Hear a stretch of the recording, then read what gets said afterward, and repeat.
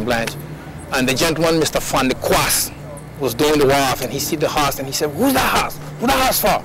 I told him who it was for, and he went to Mr. Scott and he bought the horse, and I took the horse down to Kirusha for him. Horse. He had this horse named Landash, a stallion that was, a beautiful horse.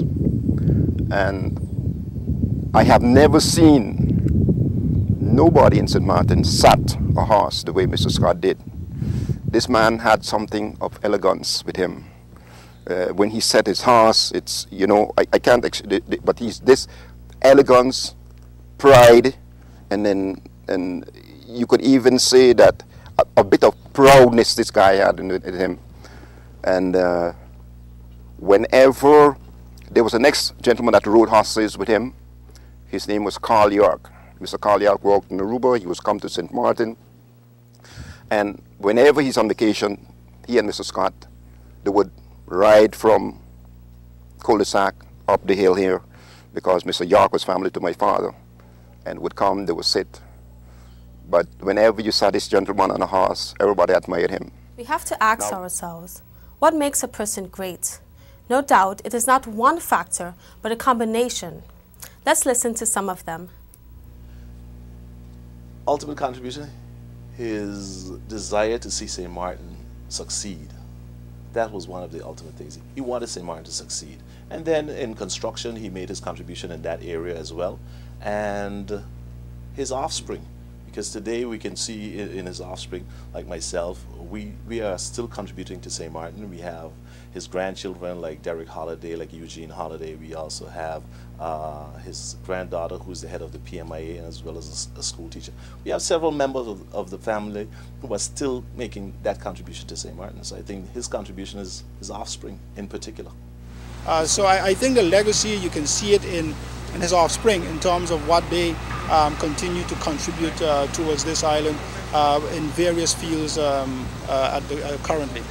All in all, one becomes great not by following, but by leading. Not by sitting down, but by doing. Not by being immoral, but by being righteous. Not by spending uncontrollably, but by spending wisely. Not by uncontrolled behavior, but by discipline. The combination of factors that makes a man from average to great. Today, Lionel Bernard Scott is still remembered for the many things named after him, from the Phillipsburg Sports Auditorium to the LB Scott Road, from a commemorative stamp to his offspring. LB Scott was a remarkable person, no doubt. With this, we come to an end. I thank you for tuning in, and we hope that we all have learned from the lessons of Mr. Lionel Bernard Scott.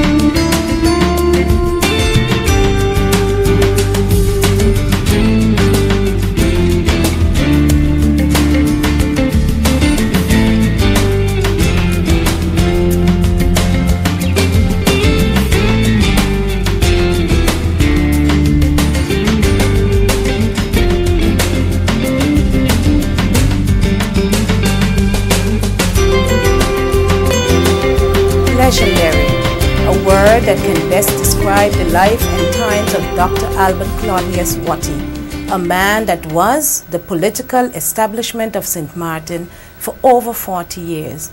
Claude, as he was affectionately known, was born on July 24, 1926, to Cyrus and Mavis Watty, who had 2 other children, Chester and Dorothy. Claude grew up on St. Martin as an active but quiet boy around the island, fishing, playing soccer, sailing, and camping. He also assisted along with his brother, his father, in their many businesses: the small grocery store, shell agency, shipping, and insurance agencies. The family of Irish descent was devout, rising as Methodists throughout their lives. Claude was even a certified Sunday school teacher when he was a young boy. But the world always has plans. Thus, Claude was destined for the political arena. Due to World War II, Claude had to abandon plans to go abroad to further his education. Politics was a call of Claude, much like religion is for others. In 1950, Claude entered the political stage at the age of 23, running as number 5 for the federal elections and campaigning for mostly the head of the NVP party, Charles Vogus.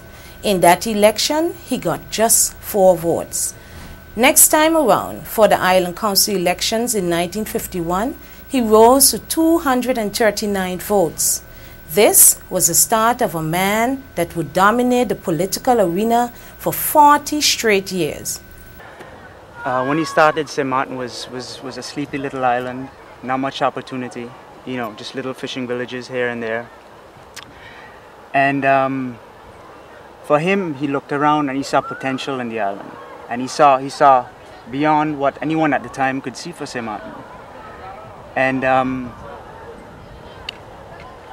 he started when, as I said, there's nothing on the island, and there was no gain to go into politics at the time. There was nothing lucrative about it. There was nothing prestigious about it.